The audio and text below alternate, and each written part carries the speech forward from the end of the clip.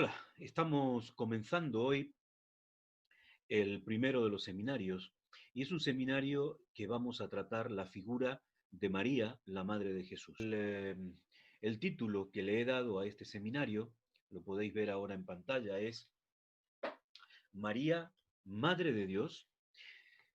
Cuando nosotros afrontamos el estudio acerca de María, lo tenemos que hacer desde dos perspectivas, bien, y son dos perspectivas muy marcadas. La primera, que será el tema de hoy, es María en la tradición de la Iglesia popular. Y en segundo lugar, que será el próximo capítulo, hablaremos de el personaje de María en el relato bíblico. Bien, entonces, sin perder más tiempo, comenzamos a ver el tema de hoy, que es lo que tiene que ver con la tradición de la persona, del personaje de María en la Iglesia católica, fundamentalmente.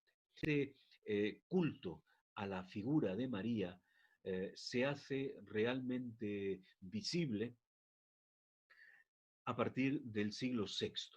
Comenzando el año 500, ya hay muchas festividades que han tomado eh, una importancia realmente relevante dentro del imperio, y entonces podemos verlo de una manera muy clara, pero existen antecedentes. Y, por ejemplo, uno de los antecedentes son algunas leyendas que dan vueltas por el mundo cristiano, que pensemos que es un imperio que está siendo conquistado por el cristianismo, pero de una forma realmente forzada. Bien, se están eh, realizando acontecimientos simbióticos que permiten que el cristianismo pueda ocupar el lugar que hasta ese momento ocupaba la religión familiar, la religión regional a lo largo y a lo ancho del mundo conocido.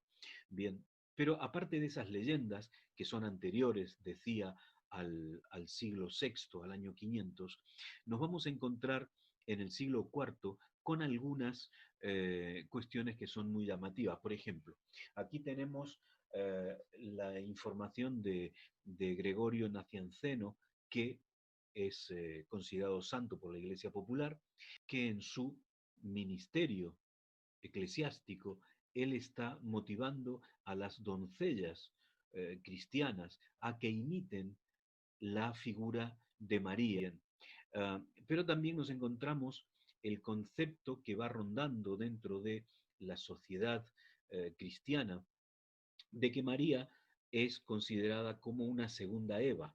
Bien, esto lo vemos claramente en el cuarto siglo. Ahora bien, esta idea de María como una segunda Eva, nosotros podemos verlo claramente, aquellos que leemos la palabra, el apóstol Pablo, cuando habla de Jesús como un segundo Adán, que viene a triunfar donde el primer Adán fracasó. Bien, entonces, este concepto es un concepto calcado de lo que dice la palabra de Dios, solamente que la palabra de Dios no dice, evidentemente, eso acerca de María. Bien, pero la tradición popular está dándole a la figura de María esa relevancia y está equiparando la figura de María con la figura de nuestro Señor Jesús. ¿Por qué? Porque dicen ellos, María es una mujer perfecta, María es una mediadora entre el pecador y su hijo. Bien, y esto evidentemente nosotros no lo vemos en la palabra de Dios, lo que nosotros vemos en la palabra de Dios es una cosa completamente distinta, es Jesucristo que se presenta como mediador entre el ser creado y la divinidad. Y por último, se presenta a María como Madre de Dios y no como Madre de nuestro Señor Jesús, pero esto lo vamos a ahondar un poco más adelante. Entonces, en el siglo V encontramos, por ejemplo, unas fiestas en Jerusalén, en la comunidad cristiana de Jerusalén, donde se está festejando el natalicio de María.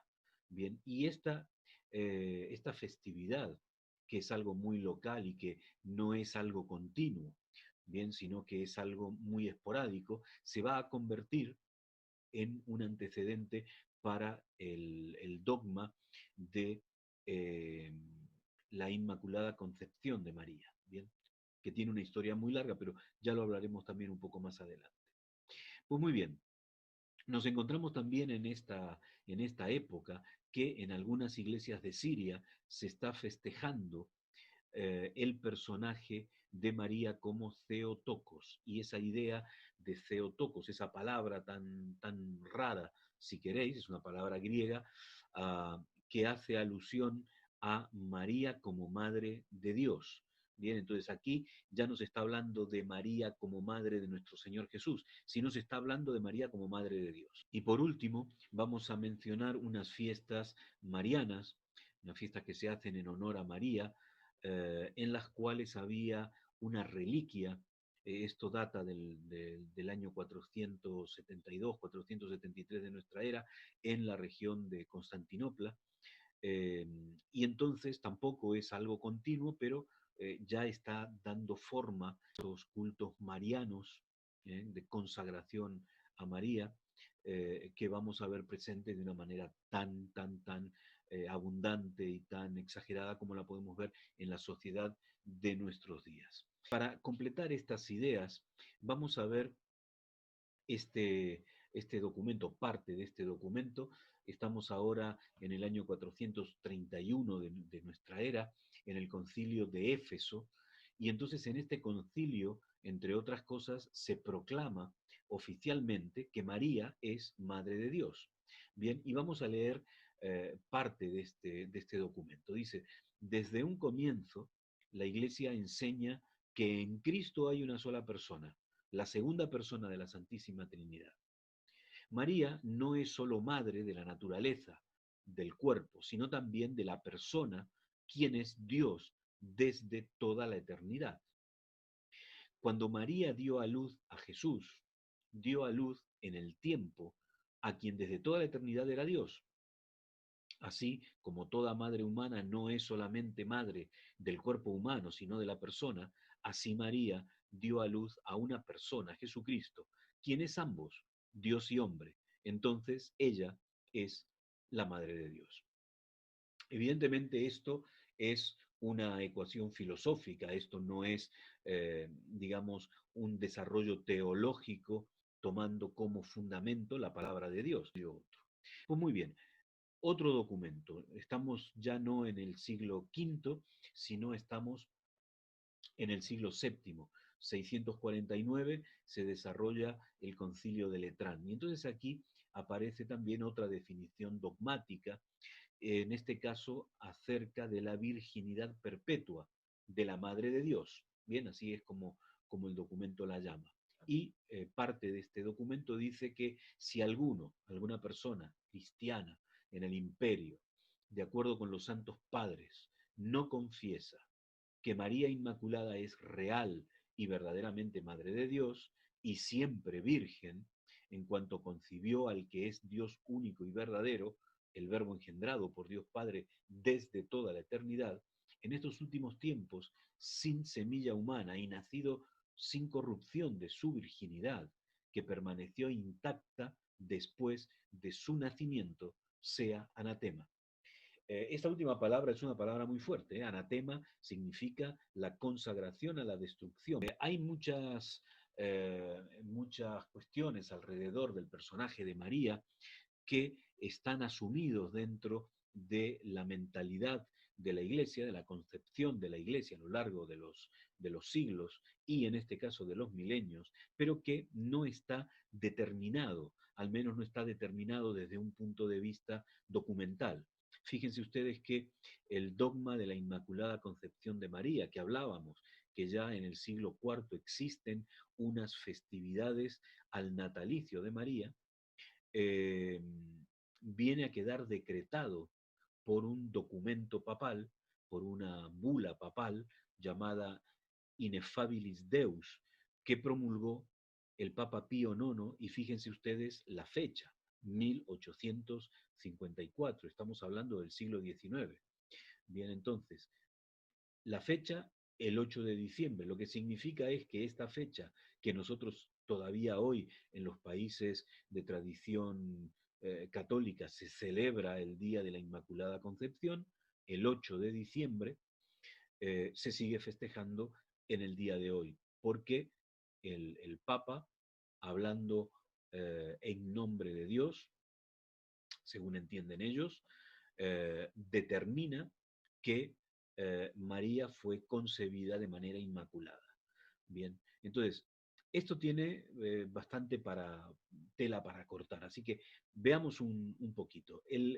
Leemos otro párrafo de esta bula, de este documento, en el que Pío IX dice: definimos, afirmamos y pronunciamos que la doctrina que sostiene que la Santísima Virgen María fue preservada inmune de toda mancha de culpa original desde el primer instante de su concepción, por singular privilegio y gracia de Dios omnipotente.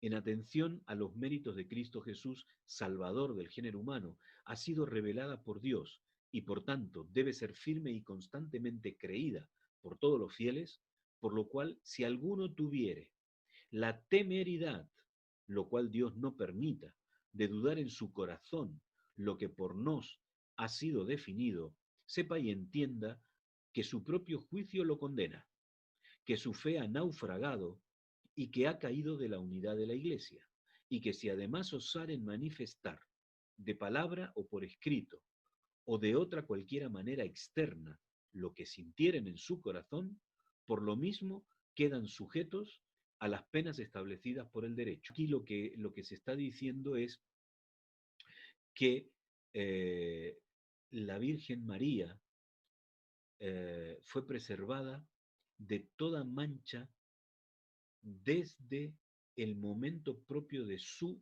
concepción. Entonces, vamos a ver un poquito lo que dice la tradición. Ella nace en virginidad de su madre y se mantiene virgen. Y cuando concibe a nuestro Señor Jesús, el Mesías, y lo da a luz, ella sigue siendo virgen y eternamente es virgen. Eso es lo que está diciendo esta bula, que está recogiendo la tradición de la Iglesia, que es tan y tan antigua. Avanzamos un poquito más. Esto que les voy a mostrar ahora es siglo XX. El Papa Pío XII, en otra bula, una constitución apostólica que tiene un nombre bastante complicado de pronunciar, Munificentissimus Deus, declara como dogma de fe la asunción de la Virgen María. La tradición de la Iglesia desde los primeros siglos está diciendo que María, igual que nuestro Señor Jesús, fue trasladada a los cielos. Bien, y entonces fue el Papa Pío XII, prácticamente contemporáneo nuestro, quien determina que esto es así. Así que con esta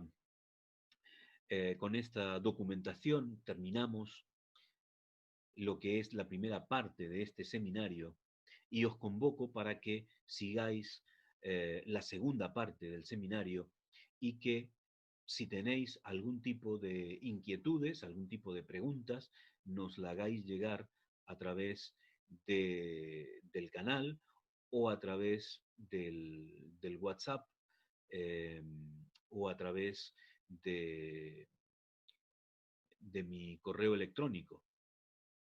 Y entonces tomaremos un capítulo especial para poder responder las preguntas que puedan surgir eh, de esta temática. Así que sin más me despido, con un fuerte abrazo, con todo cariño, hasta la próxima. Que el Señor os bendiga.